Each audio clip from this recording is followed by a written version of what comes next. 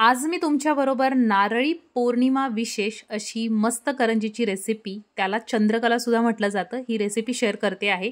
आतलं सारण एकदम चवदार कसं करायचं किंवा यामध्ये एक पदार्थ असा घालायचा आहे की त्याने याची टेस्ट आणखीन वाढेल आणि अशा प्रकारच्या चंद्रकला कशा बनवायच्या हे सुद्धा व्हिडिओमध्ये सांगणार आहे। मस्त थोडीशी वेगळी रेसिपी आहे।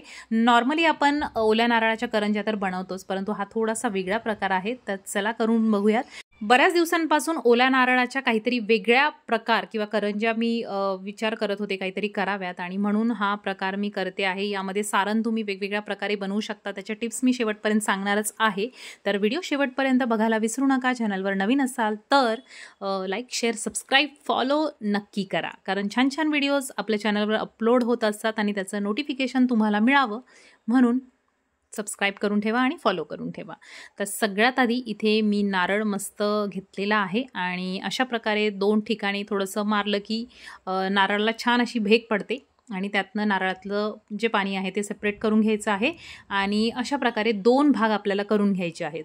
आता आज हे नारळ मी खोवणार आहे आणि मग याचा वापर करणार आहे। तर खोवायचं असेल तर अशा प्रकारे तुम्हाला फोडावं लागतं, जेणेकरून ते खोवताना सोपं पडतं।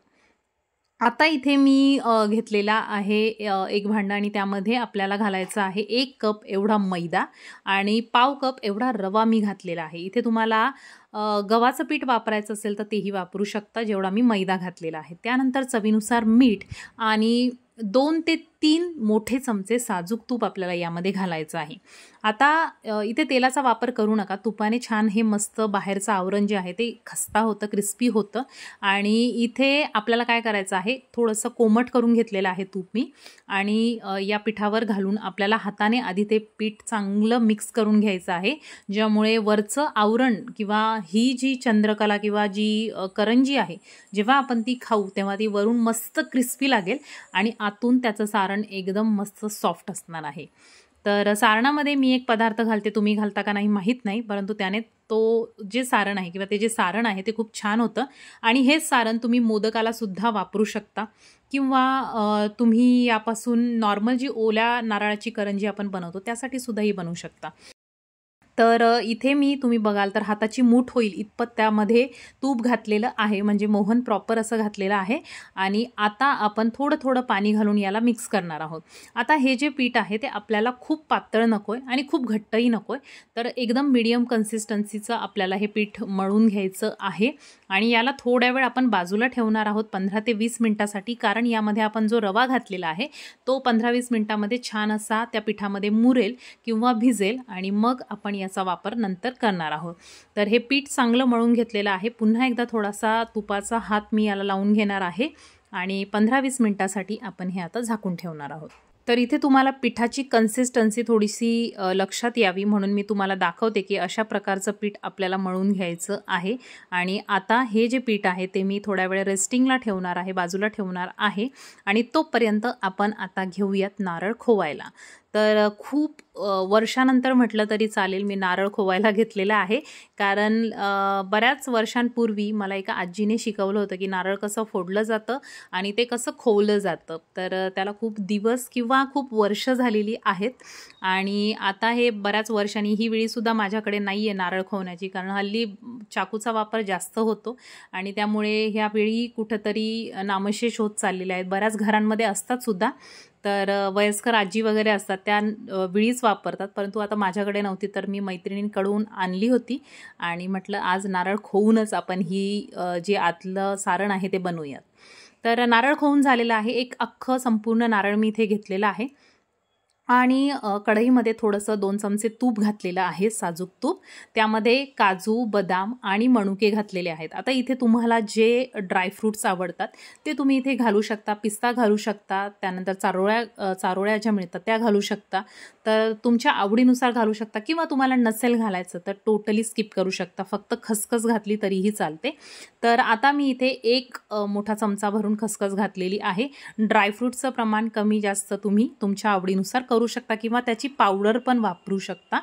आता हे थोडंसं परतून झालं की मस्त खमंग वास येतो आणि त्यानंतर आपण यामध्ये जो खोवलेला नारळ आहे तो घालणार आहे आणि ते सुद्धा मिश्रण चांगलं परतवून घ्यायचं आहे। साधारणतः 2 ते 3 मिनिटं परतून घेणार आहोत। थोडंसं आणखीन मी यामध्ये तूप घालते, कारण नारळ घातल्यामुळे मिश्रण जे आहे ते खाली थोडंसं स्टिक होतं. नॉनस्टिक पॅनमध्ये केलं तर नाही होणार. परंतु आता आपण यामध्ये गूळसुद्धा घालणार आहोत. तर थोडंसं हे खोबरं चांगलं परतून व्हावं यासाठी मी 2 चमचे पुन्हा 2 टीस्पून छोटे चमचे तूप घातलेलं आहे आणि हे मिक्स करून घ्यायचं आहे. आता जेवढा तुम्ही नारळ घालता त्याच्या अर्धा आपण इथे गूळ वापरायचा आहे. तर इथे मी जो नारळ खोवून घेतला होता तो साधारणतः 1 कप भरला होता आणि मग अर्धा कप मी यामध्ये गूळ घालते आहे. जर तुम्हाला आणखीन गोड आवडत असेल तर तुम्ही याचं प्रमाण, गुळाचं प्रमाण वाढवू शकता किंवा गुळाऐवजी तुम्ही इथे साखरसुद्धा घालू शकता तुमच्या आवडीनुसार. परंतु मला ओल्या खोबऱ्याबरोबर गुळाचा जो स्वाद आहे तो खूप आवडतो. तर चांगलं 4 ते 5 मिनिटं परतून घेतल्यानंतर तुम्ही बघू शकता याचा रंग बदललेला आहे. जर तुम्ही साखर घातली तर याचा रंग फारसा बदलत नाही. तर आता हा माझा रेसिपीचा सिक्रेट इन्ग्रेडियंट आहे ते म्हणजे मिल्क पावडर. तर जनरली आपण यामध्ये जर खवा घातला तर हे सारण आणखीन जास्त टेस्टी होतं. परंतु खवा आपला प्रत्येकाच्या घरी प्रत्येक वेळेस अवेलेबल नसतो, त्यामुळे मी यामध्ये मिल्क पावडर घातलेली आहे 2 चमचे. मिल्क पावडरने खव्याची टेस्ट येते आणि सारणाला पण छान अशी बाइंडिंगसुद्धा येते आणि टेस्ट खरंच खूप छान लागते. एकदा तुम्ही मोदक, जेव्हा आता गणपती बाप्पा येत आहेत तर गणपती बाप्पांसाठी जेव्हा तुम्ही मोदक बनवताल त्या सारणामध्ये सुद्धा थोडीशी मिल्क पावडर घालून बघा. त्याची टेस्ट एकदम छान होते आणि एकदम बदलते आणि मला अशा पद्धतीचं सारण खूप आवडतं.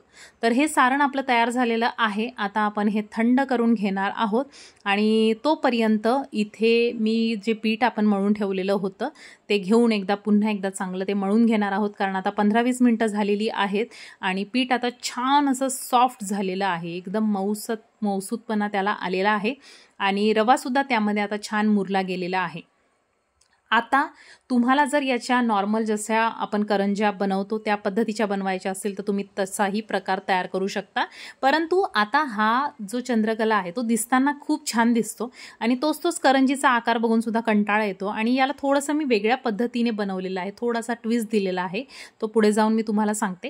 तर याचं जे आवरण आहे ते तुम्हाला जाड किती ठेवायचं हे तुमच्यावर डिपेंड करतं. म्हणजे तुम्हाला थोडंसं क्रिस्पी हवं असेल तर थोडंसं पातळच, जशी आपली पोळी असते त्या पद्धतीचंच लाटा, खूप जाड ठेवू नका. आणि जर तुम्हाला आवरण वरचं थोडंसं जास्त आवडत असेल तर तुम्ही ते जाड ठेवलं तरीही चालेल. तर आता हे मी लाटून घेतलेलं आहे आणि तुम्ही बघू शकता ऑलमोस्ट ते पोळीप्रमाणेच मी ते लाटून घेतलेलं आहे. त्याच्या वाटीने गोल गोल छोटे छोटे आकार कट करून घेतलेले आहेत गोल. आणि आता यामध्ये सारण भरताना सगळ्यात आधी आपण एक लाटलेली छोटी पुरी इथे घेणार आहोत आणि त्याला म्हणजे गोलाकार पाणी लावून घ्यायचं आहे. आणि त्यानंतर हे जे सारण आहे, तर जर तुम्हाला सगळ्या सारख्याच आकाराच्या बनवायच्या असतील तर एका चमच्याने अशा प्रकारे सारण भरा आणि सारण भरल्यानंतर वरच्या बाजूने आणखीन एक गोल छोटी पुरी आपल्याला ठेवायची आहे. आणि पाणी लावल्यामुळे याच्या ज्या बाजू आहेत त्या लगेच चांगल्या चिटकतात. कारण जेव्हा आपण हे तेलामध्ये तळणार आहोत तेव्हा ते ओपन होऊ नये, तसा होणार नाहीत. कारण याचा जो फोल्ड आहे किंवा याची जी घडी आहे ती त्या पद्धतीची आहे, त्यामुळे ओपन होणार नाही. परंतु चिटकली चांगली की ती आपल्याला फोल्ड करताना पण सोपी जाते. तर आता चिमटीमध्ये थोडंसं पीठ आपल्याला दाबायचं आहे आणि त्यानंतर पुन्हा एकदा आपल्याला हे फोल्ड करत जायचं आहे. तर इथे तुम्ही बघू शकता अशा प्रकारे झाल्यानंतर याला हळूहळू आपण आता फोल्ड करत जाणार आहोत. तर इथे जसं आपण करंजीला करतो त्याच प्रकारे इथे आपण फोल्ड करत जाणार आहोत आणि हे फोल्ड करत करत संपूर्ण जी चंद्रकला आहे ती आपल्याला गोल गोल अशी वळवून घ्यायची आहे. तर खूप छान दिसतो हा आकार, म्हणजे बघता क्षणी छान असा मिठाईचा प्रकार दिसतो. आणि पुढे जाऊन आपण त्याला थोडंसं पाकामध्ये सुद्धा बुडवून घेणार आहोत, ज्यामुळे याचा जो टेस्ट आहे किंवा जो लुक आहे तो आणखीन छान होतो. तर आता हे अशा प्रकारे सगळ्या ज्या चंद्रकला आहेत किंवा ज्या करंज्या आहेत त्या मी वळवून घेणार आहे आणि मग याला तळायचं कसं हे मी तुम्हाला दाखवते. तर जर तुम्ही जास्त प्रमाणामध्ये हे बनवत असाल तर बनवल्यानंतर एका प्लेटमध्ये तुम्ही ह्या सगळ्या ठेवा आणि त्यावर एखादा ओलसर कपडा किंवा जो मलमलचा कपडा असतो तो त्यावर पूर्णपणे पसरवून ठेवा, ज्यामुळे वरचा जो लेयर आहे त्याचा तो कडक होणार नाही. तर आता मी या सगळ्या बनवून घेते आणि साईडला मी तेल तापवायला ठेवलेलं आहे. आणि तेलामध्ये जेव्हा या चंद्रकला किंवा करंजी असेल, तुम्ही करंजी बनवली तर तेलामध्ये टाकताना तेलाचं टेम्परेचर एकदम कमी ठेवा. तेलाचं तापमान एकदम कमी पाहिजे, ज्यामुळे जेव्हा आपण ते तेलामध्ये टाकू त्याला बबल्स येणार नाहीत. कारण जर तुम्ही गरम तेलामध्ये या करंज्या घातल्या तर वरच्या बाजूने एकदम असे खूप सारे बबल्स येतात त्याला, आणि मग ते त्याचं टेक्स्चर जे आहे ते दिसताना चांगलं दिसत नाही. त्यामुळे अगदी कमी तापलेल्या तेलामध्ये आपल्याला हे सगळं घालायचं आहे. आता एका वेळेला साधारणतः 4 ते 5 जशी आपली कढईची कॅपॅसिटी आहे त्याप्रमाणे आपण यामध्ये चंद्रकला घालणार आहोत. आणि मस्त मंद आचेवर लो टू मीडियम फ्लेम ठेवा आणि आपल्याला हे चांगलं गोल्डन होईपर्यंत तळून घ्यायचं आहे. आणि तळल्यानंतर आपण हे पाकात घालणार आहोत. तर इथे आज माझ्याकडे ऑलरेडी पाक केलेला होता आणि मी तोच वापरलेला आहे. जर तुमच्याकडे नसेल तर साधारणतः अर्धा कप साखर घ्या आणि त्यामध्ये पाव कप पाणी घालून थोडासा घट्टसर, एक तारी नको, थोडासा फक्त घट्ट हवा. एक तारी केला तर तो फारच स्टिकी होतो किंवा फारच चिकट होतो, तर तसा नको आहे.